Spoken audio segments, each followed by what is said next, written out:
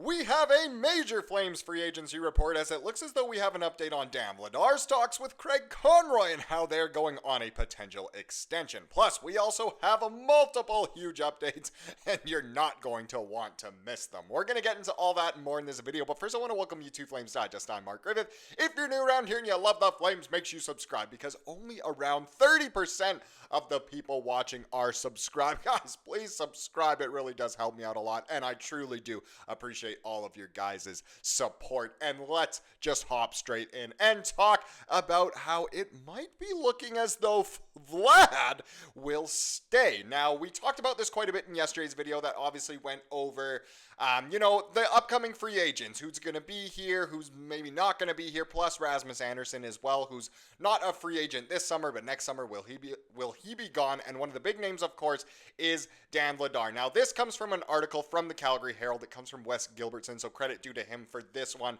for this chapter and the next chapter of this video, actually. But seems like things are already going well with Mr. Darth here, and Danny Boy looks like he could be staying in YYC. So Vladar and Flames already talking contract. You wouldn't be talking contract if you weren't planning on signing the guy. So this didn't feel like a farewell for Dan Vladar. The Flames backup goalie is set to become an unrestricted free agent this summer, but there has been ongoing dialogue about inking an extension in Calgary.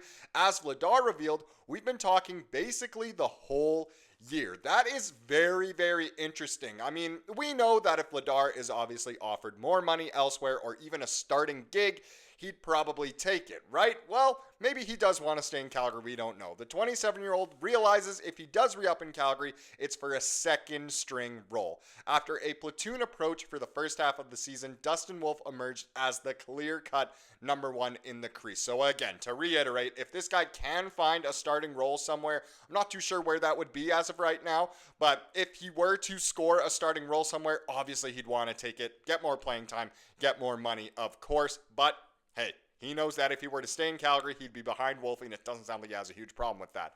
I know who my partner is here. Wolfie, I think he is going to be a legend one day, said Vladar, who bolstered his case for a new contract by going 5-1-1 in his 7 starts after the Four Nations break.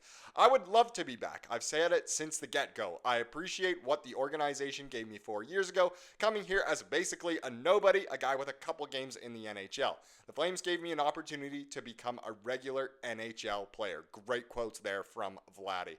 If this is my last day or not, I don't know, but it's always going to be a special place for me. My family loves it here. I love it here. I love the guys. I love the organization. I appreciate everything that happened to me here.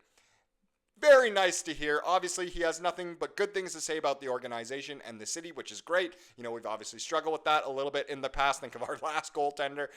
So it's great to hear that from, Vladar himself. It sounds like he'd like to stay, but again, he realizes it's a business. We realize it's a business. He is talking in the past tense there, which would lead you to assume maybe he's looking elsewhere and they won't sign.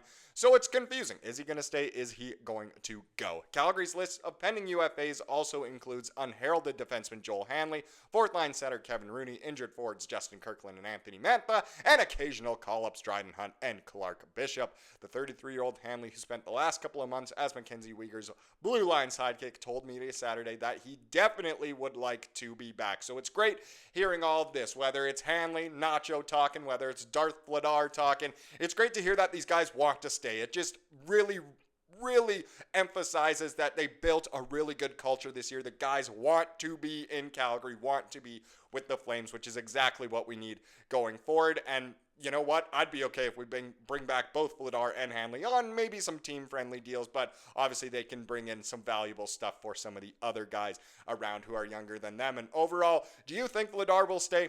Do you think he's going to go? I guess we'll just have to find out come July 1st.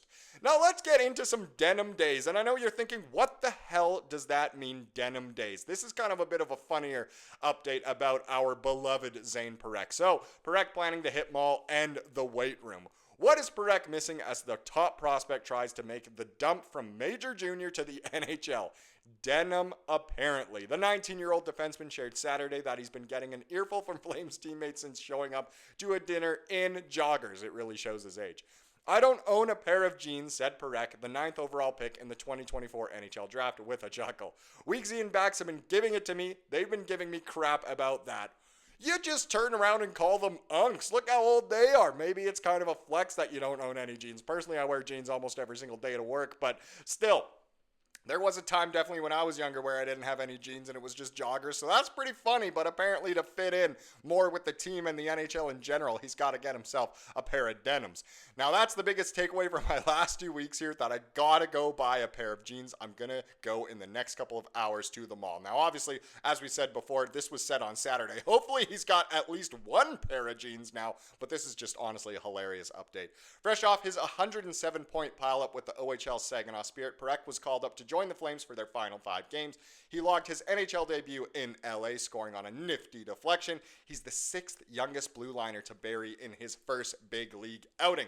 Parekh is hoping to add 7 or 8 pounds this summer, and that won't all be Levi's. Yes, the good quality jeans weigh a little bit. You got to take them off before you hit the scales, but not only does he need jeans, but he knows he wants to add a little bit of size, and we're talking muscle. We're not talking about the Luka Doncic approach to this. So just being around it for 2 weeks, there's no better people in hockey than these guys. Parekh said of the dudes that he hopes will be his full-time teammates in the fall. I went out and spent some time with the guys Friday pretty much all day, and everyone was chatting with me. I was getting to know everyone. Towards the end of the night, Weegsy pulled me aside, and we might have chatted for like 3 hours. That speaks wonders to the kind of character that obviously he has and the guys have here. So true. Weegar is a big part of the culture here. He is a big part of what has been established. That makes me feel so happy, I guess, because you don't know what to expect going into an NHL locker room. The way these guys treated me, there's no better feeling than that. What an overall just positive vibes kind of going on here, whether it's Parekh, Weegar, talking about Dan Vladar, Joel Hanley. It's just wonderful to see all of this all over the place. Very happy that Parekh hopefully has some blue pants now instead of just the joggers. Vladar wants to stay here. Honestly, just some great updates in this video. And the last one, let's talk about the Devils pick here. Their first round pick that they obviously traded to us in the Jacob Markstrom trade, because it might end up being our highest pick. I mean, that's a little bit of a stretch, but still. So the Flames looking at New Jersey's first round pick this year, the good old LeBron meme locking in when he was back on the Heat. 2 basketball references in this video. And so obviously that was tweeted out by Yegor Sharangovich, replaced Breadman, after Elliot Friedman tweeted out that New Jersey coach Sheldon Keefe says Brendan Dillon and Luke Hughes will not play tonight. Already the Devils got spanked in game 1 against Carolina, and now they have 2 defensemen out. I just don't see it going the Devils' way at all. They really weren't good down the stretch, have dealt with a lot of injuries, and that just benefits us thanks to the Jacob Markstrom trade. Markstrom, he played okay in game 1, but I don't know if he's going to be able to play well that whole series. We could see a Carolina sweep. So, yeah, we are looking good. And if we take a quick look at the Stanley Cup probabilities for the Devils, yeah, it's low. Only a 5% chance that they win the Cup. I think that is really, really high. Florida still has a 7.5% chance, so obviously a better chance to win the Cup.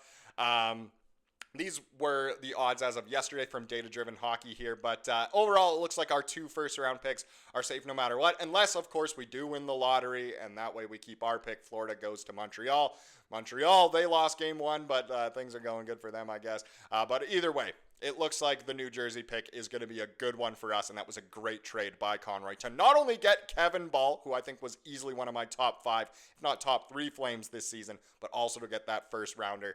Not too shabby. Now let's wrap up this video with the comment of the day, as we love to do here on the channel, and it comes from Pepe again. Oh, this was the one from yesterday. I guess I forgot to pick a new one, so that's totally on me. I guess there is no comment of the day today. I apologize. My comment of the day is, let's see here. My comment of the day is, nice hairline, Mark. You should get some Rogaine. Thank you so much for watching this video. Please subscribe like you saw here today, and have a wonderful rest of your day.